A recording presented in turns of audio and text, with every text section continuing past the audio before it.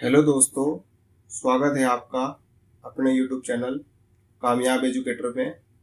आज के इस वीडियो में हम NCERT MCQ सीरीज जो क्लास 6 to 10 चैप्टर वाइज बनाई गई है उसकी कक्षा 8 की इतिहास की पुस्तक हमारे अतीत भाग 3 का चैप्टर वाइज MCQ का रिव्यू करेंगे, जो DSSB और EMRS TGT सोशल साइंस के एग्जाम की तैयारी के लिए काफ़ी बेनिफिशियल रहेगा। अगर आप हमारे चैनल पर नए हैं तो चैनल को सब्सक्राइब करें, साथ ही बेल आइकन को प्रेस करें वीडियो की नोटिफिकेशन पाने के लिए। तो चलिए शुरू करते हैं। तो दोस्तों, ये है हमारी कक्षा 8 की हमारे अतीत भाग 3, जिसका पहले चैप्टर का नाम है कैसे, कब और कहाँ। तो चलिए शुरू करते हैं। पहला क्वेश्चन है, राष्ट्रीय संग्रहालय और राष्ट्रीय अभिलेखागार कहाँ पर स्थित है? दिल्ली में। अगले सवाल की ओर चलते हैं, इतिहास को कितने कालों में विभाजित किया गया है? 3।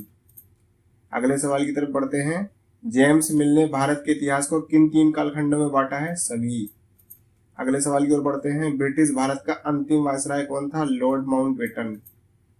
अगले सवाल की ओर चलते हैं, लॉर्ड वॉरेन हेस्टिंग्स भारत के गवर्नर जनरल कब बने? 1773 ईस्वी में। अगले सवाल की ओर बढ़ते हैं, जेम्स मिल स्कॉटलैंड द्वारा लिखित पुस्तक का नाम क्या है? History of British India. अगले सवाल की ओर बढ़ते हैं, भारतीय इतिहास के औपनिवेशिक युग से क्या अभिप्राय है? ब्रिटिश काल से। अगले सवाल की ओर बढ़ते हैं, ब्रिटिश काल के महत्वपूर्ण दस्तावेजों को बचाकर रखने के लिए क्या बनाए गए? अभिलेखागार और संग्रहालय, एक और तो दोनों।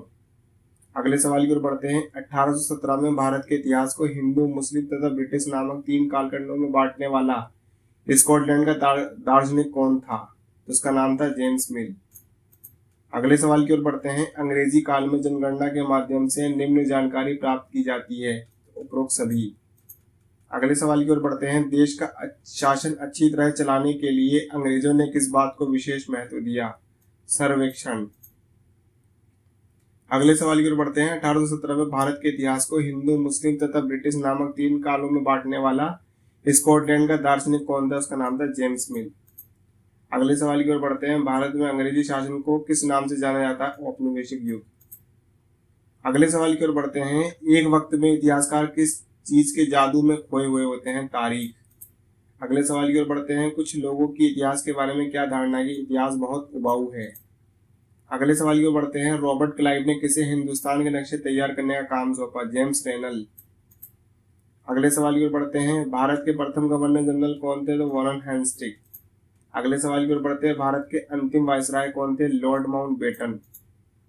अगले सवाल की ओर बढ़ते हैं, मिल ने क्या सुझाव दिया ताकि भारतीयों को ज्ञान और सुखी जीवन प्रदान किया जा सके? सारे भूभाग पर कब्जा। अगले सवाल की ओर बढ़ते हैं, भारतीय राष्ट्रीय अभिलेखागार कब बनाया गया? 1920 में। अगले सवाल की ओर बढ़ते हैं, भारत में पहली क्रांति कब हुई? 1857 में। अगले सवाल की ओर बढ़ते हैं, महारानी विक्टोरिया के तीसरे पुत्र का क्या नाम था? आर्थर। अगले सवाल की ओर बढ़ते हैं, आर्थर को क्या पदवी दी गई थी? Duke of Connaught. अगले सवाल की ओर बढ़ते हैं, वॉरेन हेस्टिंग्स प्रथम गवर्नर जनरल कब बने थे? 1773 में। अगले सवाल की ओर बढ़ते हैं, ब्रिटिश सत्ता की प्रतीक किसको कहा गया है? ब्रिटेनिया को। अगले सवाल की ओर बढ़ते हैं, भारतीय ब्राह्मण ने इंग्लैंड की ब्रिटेनिया को शास्त्र भेंट कर कब दिया था? तो 1782 में। अगले सवाल की ओर बढ़ते हैं, शास्त्र भेंट किसको कहा गया था? प्राचीन पवित्र ग्रंथ को। अगले सवाल की ओर बढ़ते हैं, लिप्टन चाय का विज्ञापन कब तैयार किया गया था? 1922 में। अगले सवाल की ओर बढ़ते हैं, निम्न में से गवर्नर के पद पर कौन नहीं रहे थे? तो रेनल नहीं रहे थे। अगले सवाल की ओर बढ़ते हैं, अंग्रेजों की मदद के बिना हिंदुस्तान प्रगति नहीं कर सकता, किसने कहा? जेम्स मिल ने। अगले सवाल की ओर बढ़ते हैं, जब एक देश दूसरे की नकल करके अपने में बदलाव लाए तो उसे क्या कहते हैं? औपनिवेशिक। अगले सवाल की ओर बढ़ते हैं, महत्वपूर्ण दस्तावेजों को बचाकर रखने की जगह को क्या कहते हैं? अभिलेखागार। अगले सवाल की ओर बढ़ते हैं, पश्चिम में आधुनिक काल की विशेषता कौन सी मानी जाती है? तो इसमें मानी जाती है उपरोक्त सभी। अगले सवाल की ओर बढ़ते हैं, अंग्रेजों के अनुसार शासन चलाने के लिए क्या महत्वपूर्ण है? सर्वेक्षण। तो दोस्तों, बढ़ते हैं अपने अगले चैप्टर की ओर, व्यापार से साम्राज्य तक कंपनी की सत्ता स्थापित होती है। तो पहला सवाल है, कलकत्ता का पुराना नाम क्या है? कालिकाता। अगले सवाल की ओर बढ़ते हैं, कंपनी को बिना शुल्क चुकाए व्यापार की अनुमति किसने दी थी? औरंगजेब ने। अगले सवाल की ओर बढ़ते हैं, नवाब मुर्शिद कुली खां कहाँ के नवाब थे? बंगाल के। अगले सवाल की ओर बढ़ते हैं, मद्रास के जहाजों से सामान लाते स्थानीय जहाजों का चित्र किसने बनाया था? विलियम सिम्पसन ने। अगले सवाल की ओर बढ़ते हैं, मुर्शिद कुली खां के बाद बंगाल के नवाब कौन बने? अलवर्दी खां। अगले सवाल की ओर बढ़ते हैं, अलीवर्दी खां की मृत्यु के बाद नवाब कौन बना? सिराजुद्दौला। अगले सवाल की ओर बढ़ते हैं, कंपनी के व्यापार को कौन ठेस पहुंचाने लगे थे? उपरोक्त सभी। अगले सवाल की ओर बढ़ते हैं, अलवर्दी खां की मृत्यु कब हुई? 1756 में। अगले सवाल की ओर बढ़ते हैं, सिराजुद्दौला कब नवाब बने? 1756 में। अगले सवाल की ओर बढ़ते हैं, पलासी का असली नाम क्या था? पलाशी। अगले सवाल की ओर बढ़ते हैं, पलाशी का क्या मतलब है? पलाश के फूल। अगले सवाल की ओर बढ़ते हैं, निम्न में से पलाश के फूलों का रंग कैसा है? लाल। अगले सवाल की ओर बढ़ते हैं, पलाश के फूलों का क्या बनाया जाता है? गुलाल। अगले सवाल की ओर बढ़ते हैं, 1757 ईस्वी में अंग्रेजी शासक कौन था? Robert Clive. अगले सवाल की ओर बढ़ते हैं, नवाब सिराजुद्दौला की हार का मुख्य कारण क्या था? मीर जाफर की गद्दारी। अगले सवाल की ओर बढ़ते हैं, सिराजुद्दौला की मृत्यु के बाद कौन नवाब बना? मीर जाफर। अगले सवाल की ओर बढ़ते हैं, बक्सर की लड़ाई कब हुई थी? 1764 में। अगले सवाल की ओर बढ़ते हैं, बक्सर की लड़ाई में कौन हारा था? मीर कासिम। अगले सवाल की ओर बढ़ते हैं, जब रॉबर्ट क्लाइव भारत आया था तब उनकी आयु कितनी थी? 18 साल। अगले सवाल की ओर बढ़ते हैं, रॉबर्ट क्लाइव ने आत्महत्या कब की थी? 1774 में। अगले सवाल की ओर बढ़ते हैं, सहायक संधि कब और किसने चलाई? रिचर्ड वेलेजली 1801 में। अगले सवाल की तरफ बढ़ते हैं, विलय नीति किसने चलाई? लॉर्ड डलहौजी ने। अगले सवाल की ओर बढ़ते हैं, कलेक्टर की पदवी कब आई थी? 1771 में। अगले सवाल की ओर बढ़ते हैं, काजी का मतलब क्या होता है? न्यायाधीश। अगले सवाल की ओर बढ़ते हैं, सर्वोच्च अदालत की स्थापना कब हुई थी? 1773 में। अगले सवाल की ओर बढ़ते हैं, मैसूर और अंग्रेजों में कौन कौन से युद्ध हुए थे? तो उपरोक्त सभी। अगले सवाल की ओर बढ़ते हैं, टीपू सुल्तान की मृत्यु कब हुई थी? 4 मई 1799 में। अगले सवाल की ओर बढ़ते हैं, सालाबाई संधि कब हुई थी? 1782 में। अगले सवाल की ओर बढ़ते हैं, हरियाणा का क्षेत्र पंजाब में कब मिलाया गया था? तो 1858 में। अगले सवाल की ओर बढ़ते हैं, सर्वोच्चता की नीति किसने शुरू की थी? लॉर्ड हेस्टिंग ने। अगले सवाल की ओर बढ़ते हैं, कितूर इलाके पर कब्जे का विरोध किसने किया था? रानी चेन्नम्मा ने। अगले सवाल की ओर बढ़ते हैं, महाराणा रणजीत सिंह की मृत्यु कब हुई थी? 1839 में। अगले सवाल की ओर बढ़ते हैं, पंजाब कब अंग्रेजी राज्य में मिला लिया गया? 1849 में। तो दोस्तों बढ़ते हैं अपने अगले चैप्टर की ओर, ग्रामीण क्षेत्र पर शासन चलाना। पहला सवाल है, ईस्ट इंडिया कंपनी को बंगाल, बिहार और उड़ीसा की दीवानी कब मिली? 1765 में। अगले सवाल की ओर बढ़ते हैं, ईस्ट इंडिया कंपनी को भारत का दीवान कब तैनात किया गया? 1765 में। अगले सवाल की ओर बढ़ते हैं, स्थायी बंदोबस्त कब लागू किया गया? 1793 में। अगले सवाल की ओर बढ़ते हैं, स्थायी बंदोबस्त किस गवर्नर जनरल के काल में लागू किया गया? लॉर्ड कॉर्नवालिस ने। अगले सवाल की ओर बढ़ते हैं, नील विद्रोह कब हुआ था? 1859 में। अगले सवाल की ओर बढ़ते हैं, महात्मा गांधी ने नील बगान मालिकों के खिलाफ कौन से आंदोलन की शुरुआत की? चंपारण। अगले सवाल की ओर बढ़ते हैं, नील मजदूरों की हालत कैसी थी? दयनीय। अगले सवाल की ओर बढ़ते हैं, महात्मा गांधी 1917 में कहां से लौटे थे? दक्षिण अफ्रीका। दोस्तों इसमें बाई मिस्टेक हो गया है, 1915 ही गलती से 17 हो गया है। अगले सवाल की ओर बढ़ते हैं, 19वीं सदी में किस प्रकार के रंगों का निर्माण होने लगा? कृत्रिम। अगले सवाल की ओर बढ़ते हैं, अंग्रेजों के लिए बड़ी घटना क्या थी? बंगाल की दीवानी हासिल करना। अगले सवाल की ओर बढ़ते हैं, किस चीज को व्यवस्थित करने का रास्ता ढूंढना था? उपरोक्त सभी। अगले सवाल की ओर बढ़ते हैं, व्यापारी कंपनी को क्या ख्याल रखना चाहिए? उपरोक्त सभी। अगले सवाल की ओर बढ़ते हैं, कंपनी ने ग्रामीण इलाकों को उपनिवेश कैसे बनाया था? उपरोक्त सभी। अगले सवाल की ओर बढ़ते हैं, कंपनी दीवानी मिलने के बाद अपने आप को क्या समझती थी? का और खा दोनों। अगले सवाल की ओर बढ़ते हैं, वसूली को नियमित व्यवस्था करने की कोशिश क्या थी? तो उपरोक्त सभी। अगले प्रश्न की ओर बढ़ते हैं, बंगाल की दीवानी की वजह से चीजों के मूल्य में क्या बदलाव हुआ? मूल्य 2 गुना हो गया। अगले सवाल की ओर बढ़ते हैं, 1865 ईस्वी से पहले कंपनी किस चीज का आयात करती थी? तो वो करती थी सोना और चांदी का। अगले सवाल की ओर बढ़ते हैं, कारीगर गांव छोड़कर क्यों भाग रहे थे? तो सभी कारणों की वजह से। अगले सवाल की ओर बढ़ते हैं, बंगाल में अकाल कब पड़ा? 1770 में। अगले सवाल की ओर बढ़ते हैं, स्थायी बंदोबस्त की जगह कौन सी नई व्यवस्था विकसित की गई थी? तो रैयतवाड़ी व्यवस्था। अगले सवाल की ओर बढ़ते हैं, कंपनी के ज्यादातर अफसरों को क्या लगने लगा था? जमीन में निवेश करना और खेती में सुधार, का और खा दोनों। अगले सवाल की ओर बढ़ते हैं, बंदोबस्त की शर्तों के हिसाब से राजाओं और ताल्लुकदारों को किस रूप में मान्यता दी गई? जमींदारों के रूप में। अगले सवाल की ओर बढ़ते हैं, ब्रिटिश काल के राजस्व को क्या कहा गया? महल। अगले से सवाल की ओर बढ़ते हैं, 19वीं शताब्दी के पहले दशक तक हालात बदलने में क्या स्थिति थी? तो उपरोक्त सभी। अगले सवाल की ओर बढ़ते हैं, माहलवाड़ी व्यवस्था को किसने तैयार किया था? होल्ट मैकेंजी ने। अगले सवाल की ओर तरफ बढ़ते हैं, माहलवाड़ी व्यवस्था कब शुरू की गई? 1822 में। अगले सवाल की ओर बढ़ते हैं, बंगाल की कौन सी फसलें प्रमुख थी? तो इसमें पटसन प्रमुख थी। अगले सवाल की ओर बढ़ते हैं, चाय अधिकतर कहाँ पाई जाती है? असम में। अगले सवाल की ओर बढ़ते हैं, गन्ने अधिकतर कहाँ पर पाए जाते हैं? उत्तर प्रदेश में। अगले सवाल की ओर बढ़ते हैं, कलमकारी छपाई कहाँ होती है? आंध्र प्रदेश में। अगले सवाल की ओर बढ़ते हैं, ब्रिटेन के प्रसिद्ध कवि और कलाकार कौन थे? Williams Morris. अगले सवाल की ओर बढ़ते हैं, मॉरिस कॉटन छपाई कहाँ पर होती थी? इंग्लैंड में। अगले सवाल की ओर बढ़ते हैं, कलमकारी और मॉरिस कॉटन छपाई कौन से रंग का इस्तेमाल करते थे? नीले रंग का। अगले सवाल की ओर बढ़ते हैं, यूरोपीय बाजार में किस चीज की मात्रा कम थी? नील की। अगले सवाल की ओर बढ़ते हैं, वोड पौधा कौन से क्षेत्र में उगता था? शीतोष्ण क्षेत्र। अगले सवाल की ओर बढ़ते हैं, वोड पौधा कौन कौन से देशों में अधिक होता था? तो उपरोक्त सभी। अगले सवाल की ओर बढ़ते हैं, जबरन खेती में कौन कौन सी फसलें आती थी? तो उपरोक्त सभी। अगले सवाल की ओर बढ़ते हैं, 1788 ईस्वी में ब्रिटेन द्वारा आयात किए गए नील में भारतीय नील का कितना प्रतिशत हिस्सा था? 30%।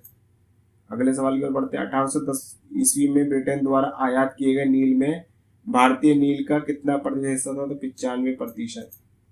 अगले सवाल की ओर बढ़ते हैं, गुलामों ने बगावत कब की थी? 1791 में। अगले सवाल की ओर तरफ बढ़ते हैं, नील की खेती के दो मुख्य तरीके कौन से? का और खा दोनों। अगले सवाल की ओर बढ़ते हैं, नील की खेती कैसे जमीन पर की जाती थी? उपजाऊ। अगले सवाल की ओर बढ़ते हैं, नील की खेती करने के लिए किस प्रकार के भूखंड की जरूरत थी? बड़े बड़े भूखंड। तो दोस्तों बढ़ते हैं अपने अगले चैप्टर पर, आदिवासी द्वीप और एक स्वर्ण युग की कल्पना। तो पहला क्वेश्चन है, बस्तर विद्रोह कब और कहाँ हुआ था? तो मध्य भारत 1910 में। अगले सवाल की ओर बढ़ते हैं, झूम खेती या घुमंतू खेती किसे कहते हैं? कुछ समय के लिए जमीन को खाली छोड़ देना। अगले सवाल की ओर बढ़ते हैं, 20वीं शताब्दी के बदलते कानूनों और शोषण के खिलाफ बगावत किसने की? तो का और खा दोनों ने, कोली ने और संथालों ने। अगले सवाल की ओर बढ़ते हैं, बिरसा नाम का एक आदमी कहाँ घूम रहा था? झारखंड में। अगले सवाल की ओर बढ़ते हैं, बिरसा का जन्म कब हुआ था? 1870 में। अगले सवाल की ओर बढ़ते हैं, बिरसा कौन से परिवार से जुड़ा था? मुंडा में। अगले सवाल की ओर बढ़ते हैं, मुंडा जनजाति समूह कहाँ पर है? छोटा नागपुर में। अगले सवाल की तरफ बढ़ते हैं, बिरसा का बचपन कैसे बीता? उपरोक्त सभी कार्य करते हुए। अगले सवाल की ओर बढ़ते हैं, बिरसा की परवरिश कहाँ पर हुई थी? घरों में। अगले सवाल की ओर बढ़ते हैं, बिरसा ने खुद क्या ऐलान कर दिया? उपरोक्त सभी। बिरसा किस धर्म का अनुयायी था? वैष्णव। अगले सवाल की ओर, वैष्णव का क्या अर्थ था? का और खा दोनों। अगले सवाल की ओर बढ़ते हैं, बिरसा मुंडा किसके विरोधी थे? हिंदू और जमींदारों दोनों के। अगले सवाल की ओर बढ़ते हैं, मुंडा लोगों के अच्छे जीवन में क्या शामिल था? उपरोक्त सभी। बिरसा को कब गिरफ्तार किया गया? 1895 में। अगला प्रश्न देखते हैं, बिरसा को कितनी सजा हुई? 2 साल की। अगले सवाल की ओर बढ़ते हैं, बिरसा की मौत कैसे हुई थी? हैजे की बीमारी से। अगले सवाल की ओर बढ़ते हैं, झारखंड में कौन सी जनजातियां हैं? तो उपरोक्त सभी, मुंडा, संथाल, उरांव। अगले सवाल पे चलते हैं, प्रति शब्द का क्या अर्थ होता है? कुछ समय के लिए जमीन को खाली छोड़ना। अगले सवाल की ओर बढ़ते हैं, झूम खेती का दूसरा नाम क्या है? घुमंतू खेती। अगले सवाल की ओर बढ़ते हैं, झूम खेती कैसे करते थे? तो उपरोक्त सभी तरीके से करते थे। अगले सवाल की ओर बढ़ते हैं, राख में क्या होता है? तो उपरोक्त सभी। अगले सवाल की ओर बढ़ते हैं, घुमंतू किसान कहाँ पर रहते थे? का और खा दोनों में। अगले सवाल की ओर बढ़ते हैं, खोंड समुदाय कहाँ का रहने वाला था? उड़ीसा का। अगले सवाल की ओर बढ़ते हैं, जंगलों में रहने वाले समुदाय का भोजन कैसा होता था? का और खा दोनों। अगले सवाल की ओर बढ़ते हैं, खोंड समुदाय के लोग खाना पकाने के लिए किस चीज का इस्तेमाल करते थे? का और खा दोनों। अगले सवाल की ओर बढ़ते हैं। कपड़े और चमड़ी की रंगाई के लिए क्या इस्तेमाल किया जाता है? कुसुम के पलाश के फूल। अगले सवाल की ओर बढ़ते हैं। महुआ का क्या अर्थ होता है? उपरोक्त सभी। अगले सवाल की ओर बढ़ते हैं। बिरसा की मौत कब हुई थी? सन 1900 में। अगले सवाल की ओर बढ़ते हैं। साल शब्द का क्या अर्थ होता है? एक पेड़। अगले सवाल की ओर बढ़ते हैं। गुज्जर जनजाति कहाँ पाई जाती है? पंजाब में। अगले सवाल की ओर बढ़ते हैं। लबाड़िया कहाँ की जनजाति है? आंध्र प्रदेश में। अगले सवाल की ओर बढ़ते हैं। भेड़ों को कौन पालता है? लबाड़िया। अगले सवाल की ओर बढ़ते हैं। भेड़ों के झुंड को क्या कहते हैं? रेवण। अगले सवाल की ओर बढ़ते हैं। गडरिये कहाँ पर रहते थे? कुल्लू। अगले सवाल की ओर बढ़ते हैं। ब्रिटिश अफसरों की नजर में सभ्य कौन थे? का और खा दोनों। अगले सवाल की ओर बढ़ते हैं। मध्य प्रदेश में घुमंतू खेती को क्या कहा जाता था? बेवड़। अगले सवाल की ओर बढ़ते हैं। बर्बर शब्द किसके लिए इस्तेमाल किया गया? जंगलों में रहने वालों के लिए। अगले सवाल की ओर बढ़ते हैं। अंग्रेजों के आने से पहले आदिवासी मुखियाओं का स्थान कैसा था? तो उपरोक्त सभी। अगले सवाल की ओर बढ़ते हैं। स्लीपर किसे कहते हैं? जिस पर रेल की पटरियां बिछाई जाती है। अगले सवाल की ओर बढ़ते हैं। वन कानून का विरोध कब और कहाँ हुआ था? तो का और खा दोनों में। अगले सवाल की ओर बढ़ते हैं। 18वीं शताब्दी में भारत में किस चीज की मांग और उत्पन्न हो गई थी? तो वह थी रेशम। अगले सवाल की ओर बढ़ते हैं। रेशम के कीड़े कौन पालते थे? उपरोक्त सभी। अगले सवाल की ओर बढ़ते हैं। चाय के बागान और खनन उद्योग कब फैलने लगे? 19वीं शताब्दी में। अगले सवाल की ओर बढ़ते हैं। कोयला खदान कहाँ पर थी? का और खा दोनों में। अगले सवाल की ओर बढ़ते हैं। वर्ली विद्रोह कब और कहाँ हुआ था? 1940 महाराष्ट्र में। अगले सवाल की ओर बढ़ते हैं। बस्तर और वर्ली क्या थे? तो उपरोक्त सभी। अगले सवाल की ओर बढ़ते हैं। 1895 में झारखंड में छोटा नागपुर के जंगलों और गांव में किस व्यक्ति को घूमते देखा गया? तो वह थे बिरसा मुंडा। तो दोस्तों बढ़ते हैं अपने अगले चैप्टर की ओर। चैप्टर नंबर 5, जब जनता बगावत करती है 1857 और उसके बाद। पहला क्वेश्चन है। नाना साहेब किसके दत्तक पुत्र थे? पेशवा बाजीराव द्वितीय। अगले सवाल की ओर बढ़ते हैं। 18वीं शताब्दी में क्या हुआ था? तो उपरोक्त सभी घटनाएं घटी थी। अगले सवाल की ओर चलते हैं। झांसी की रानी क्या चाहती थी? का और खा दोनों। अगले सवाल की ओर बढ़ते हैं। रानी लक्ष्मीबाई की मौत कब हुई थी? 1858 में। अगले सवाल की ओर बढ़ते हैं। अवध अंग्रेजों के कब्जे में कब आया? 1856 में। अगले सवाल की ओर बढ़ते हैं। अवध क्या था? रियासत। अगले सवाल की ओर बढ़ते हैं। 1856 ईस्वी में गवर्नर कौन था? डलहौजी। अगले सवाल की ओर बढ़ते हैं। कंपनी ने किसके शासन को खत्म करने के लिए पूरी तरह से मन बना लिया था? मुगलों का। अगले सवाल की ओर बढ़ते हैं। कंपनी ने किस चीज से मुगल बादशाह का नाम हटा दिया? सिक्कों से। अगले सवाल की ओर बढ़ते हैं। 1849 ईस्वी में गवर्नर डलहौजी ने ऐसा क्या ऐलान किया था? तो उपरोक्त सभी घटनाओं का ऐलान किया था। अगले सवाल की ओर बढ़ते हैं। 1856 में गवर्नर कैनिंग ने क्या फैसला लिया था? उपरोक्त सभी। अगले सवाल की ओर बढ़ते हैं। 1856 ईस्वी में किसान और जमींदार क्यों परेशान थे? तो उपरोक्त सभी। अगले सवाल की ओर बढ़ते हैं। बर्मा जाने के लिए क्या पार करना पड़ता था? समुद्र। अगले सवाल की ओर बढ़ते हैं। भारतीय सेना समुद्री रास्ता पसंद करती या नहीं? पसंद करती थी। अगले सवाल की ओर बढ़ते हैं। ईसाई धर्म के लिए कानून कब बनाया गया? 1850 में। अगले सवाल की ओर बढ़ते हैं। 1857 ईस्वी के विद्रोह का तत्कालिक कारण क्या था? चर्बी वाले कारतूस। अगले सवाल की ओर बढ़ते हैं। मई 1857 ईस्वी का विद्रोह कहां से शुरू हुआ था? तो मेरठ से। अगले सवाल की ओर बढ़ते हैं। मंगल पांडे कौन थे? युवा सिपाही। मंगल पांडे को कब फांसी दी गई थी? तो 29 मार्च 1857 को। अगले सवाल की ओर बढ़ते हैं। मंगल पांडे को फांसी क्यों दी गई? तो उपरोक्त सभी घटनाओं की वजह से। अगले सवाल की ओर बढ़ते हैं। अंबाला से युद्ध की शुरुआत कब हुई थी? 10 मई 1857 को। अगले सवाल की तरफ बढ़ते हैं। नाना साहेब कहाँ के राजा बन गए? कानपुर के। अगले सवाल की ओर बढ़ते हैं। नाना साहेब ने कंपनी से क्या आग्रह किया? उपरोक्त सभी। अगले सवाल की ओर बढ़ते हैं। लखनऊ का नवाब किसे बनाया गया? बिरजीस कद्र को। अगले सवाल की ओर बढ़ते हैं। लखनऊ पर कब्जा कब कर लिया गया? मार्च 1858। अगले सवाल की ओर बढ़ते हैं। उत्तरी भारत में विद्रोह के प्रमुख केंद्र कौन थे? तो उपरोक्त सभी थे। अगले सवाल की तरफ बढ़ते हैं। ताइपिंग विद्रोह कब हुआ था? 1850 में। अगले सवाल की तरफ बढ़ते हैं। ताइपिंग विद्रोह कहाँ शुरू हुआ था? चीन में। अगले सवाल की ओर बढ़ते हैं। ताइपिंग विद्रोह कब खत्म हुआ था? 1860 में। अगले सवाल की तरफ बढ़ते, ताइपिंग विद्रोह किस धर्म पर जोर देता? ईसाई। अगले प्रश्न की तरफ चलते हैं, ताइपिंग विद्रोह क्या अर्थ होता है? उपरोक्त सभी। अगले सवाल की तरफ चलते हैं, 1857 ईस्वी के विद्रोह के नेता कौन कौन थे? तो उपरोक्त सभी थे। अगले सवाल पर बढ़ते हैं, कुंवर सिंह विद्रोही सिपाही कहाँ के रहने वाले थे? तो बिहार के। अगले सवाल की तरफ बढ़ते, दिल्ली दोबारा कब कंपनी के कब्जे में आई थी? 1859 में। अगले सवाल की तरफ बढ़ते हैं, 1857 ईस्वी में दिल्ली पर कब्जे के बाद कंपनी ने क्या किया? तो उपरोक्त सभी कार्य। अगले सवाल की तरफ बढ़ते हैं, बहादुर शाह जफर द्वितीय की मौत कब हुई? 1862 में। अगले सवाल की तरफ बढ़ते हैं, अवध पर सहायक संधि कब थोपी गई? 1801 में। अगले सवाल की तरफ बढ़ते हैं, अवध को अंग्रेजी राज्य में मिलाने वाला व्यक्ति कौन था? लॉर्ड डलहौजी।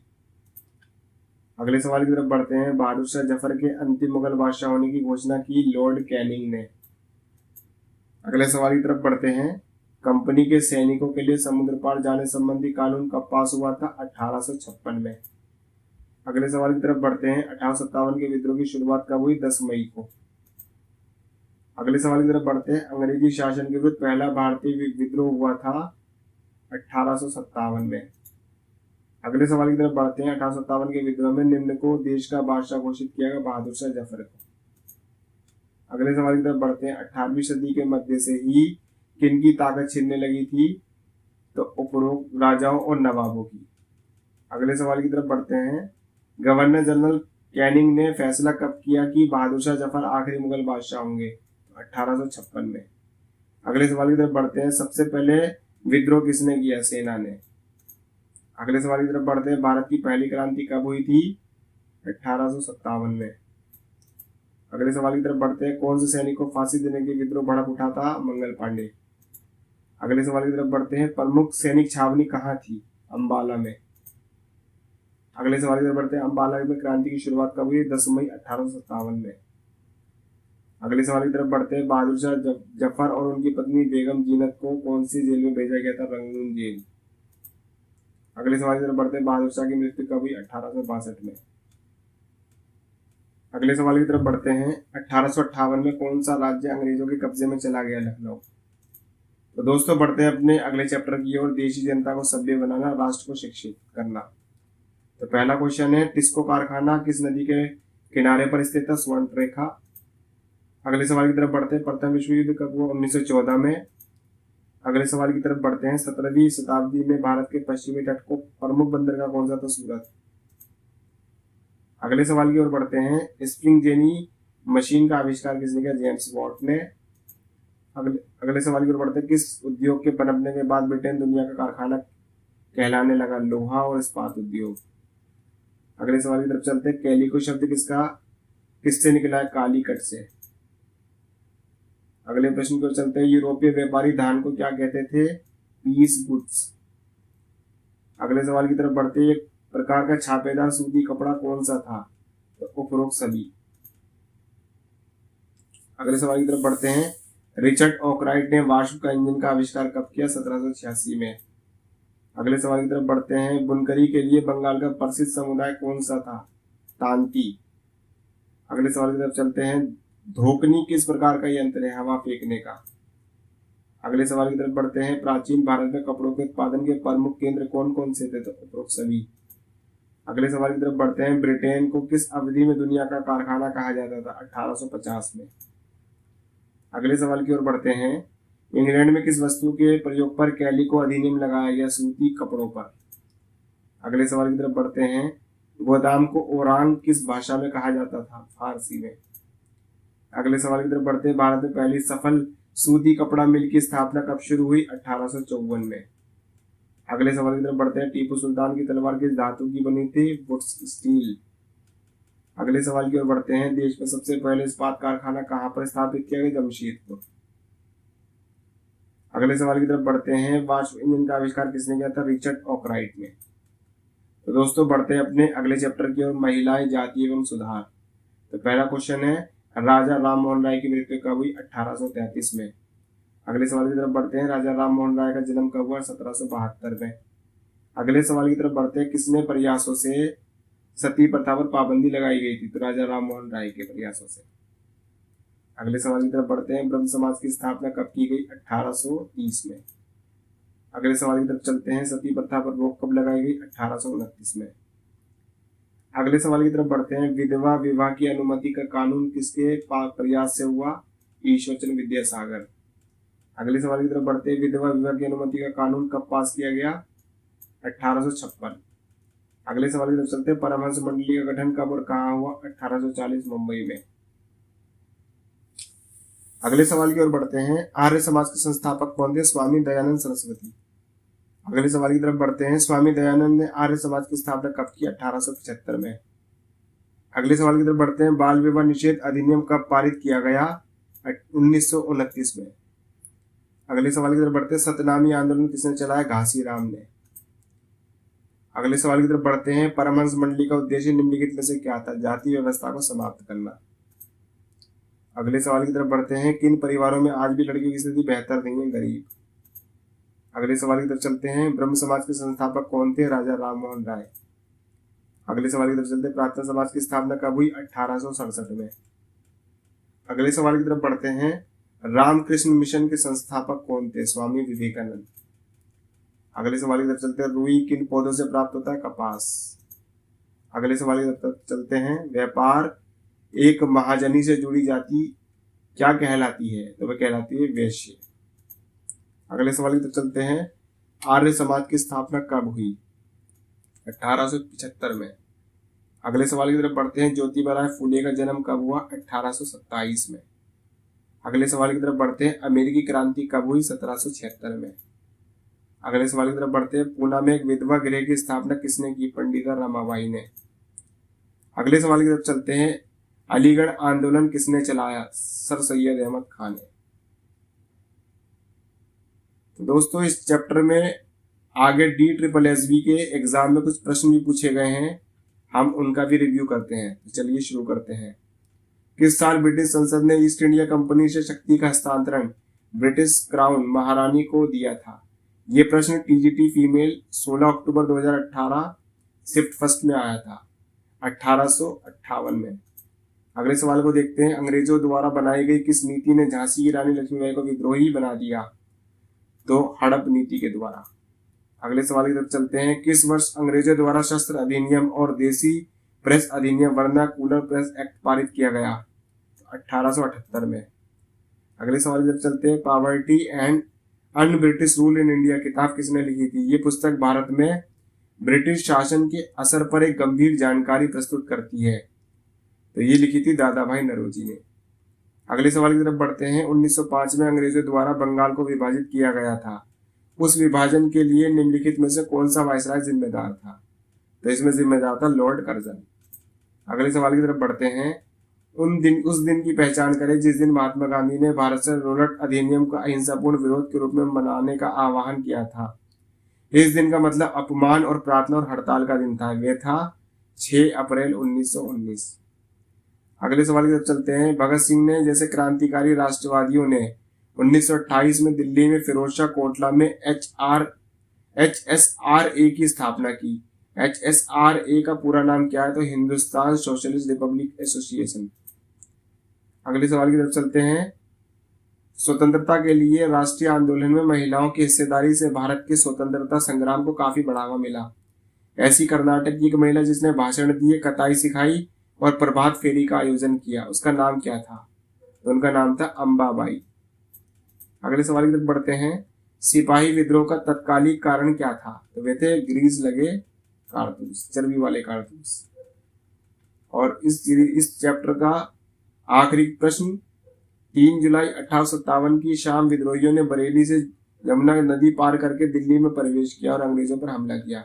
इस हमले को किस रूप से जाना जाता है? तो इसको जाना जाता है कैवेलरी लाइंस का युद्ध।